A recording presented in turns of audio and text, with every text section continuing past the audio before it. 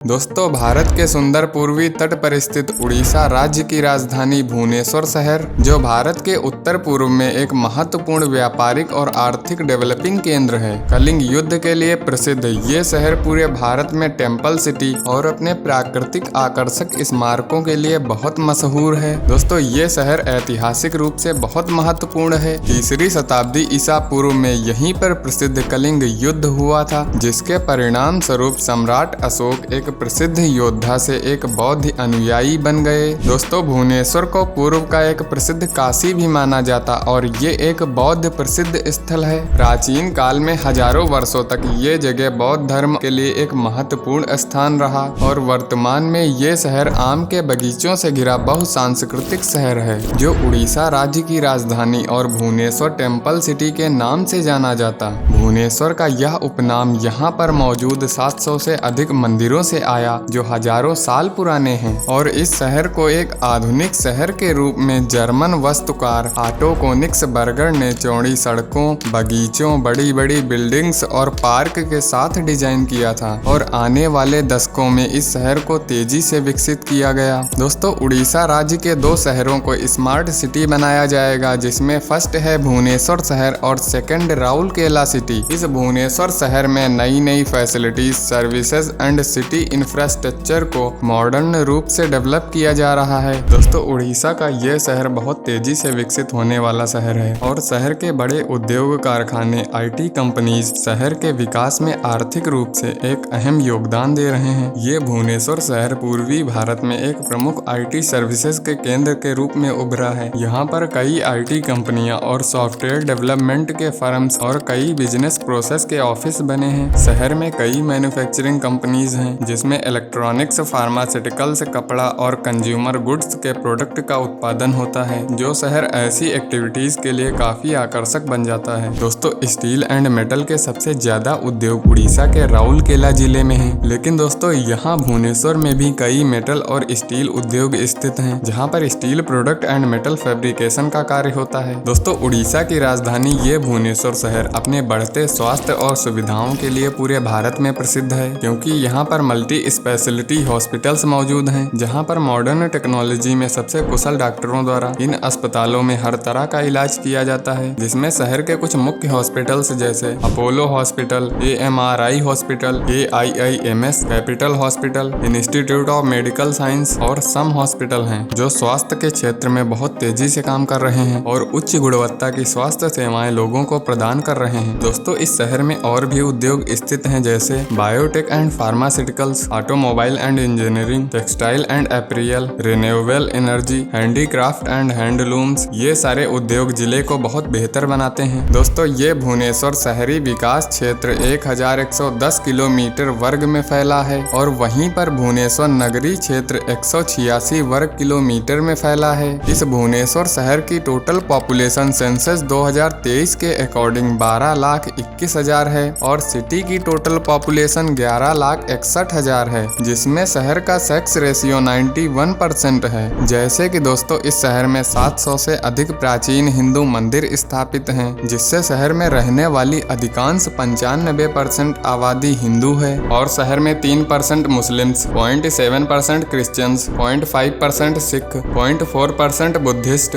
0.4% other caste के लोग रहते हैं और यहाँ पर मुख्य बोले जाने वाली भाषा उड़िया, फिर हिंदी और अंग्रेजी आदि हैं। भुवनेश्वर पूर्वी क्षेत्र में उच्च शिक्षा का केंद्र है। यहाँ पर सरकारी और निजी कई कॉलेजेस एंड यूनिवर्सिटी मौजूद हैं, जैसे IIT Bhubaneswar, NISER Bhubaneswar, AIIMS Bhubaneswar and NIFT Bhubaneswar आदि हैं। यहाँ पर राज्य के अन्य शहरों से हायर एजुकेशन के लिए बहुत सारे स्टूडेंट आते हैं और इस शहर की टोटल साक्षरता दर 93% है। दोस्तों, जैसे भुवनेश्वर शहर मंदिरों और सुंदर टूरिस्ट प्लेसों का घर है, सो आप यहाँ पर घूमने जरूर आना चाहेंगे। यहाँ के कुछ ब्यूटीफुल टूरिस्ट प्लेसेस ये हैं: उदयगिरी एंड खंडगिरी केव्स। ये गुफाएं प्राकृतिक और कृत्रिम रूप से लगभग 1ली शताब्दी ईसा पूर्व में चेंदी राजवंश के द्वारा निर्मित की गईं। भुवनेश्वर की इन प्रसिद्ध 33 गुफाओं में कई प्राचीन जैन मंदिर और मठ स्थापित हैं, जिन्हें देखने लोग दूर दूर से आते हैं। ब्रह्मेश्वर टेम्पल भुवनेश्वर में घूमने वाली सबसे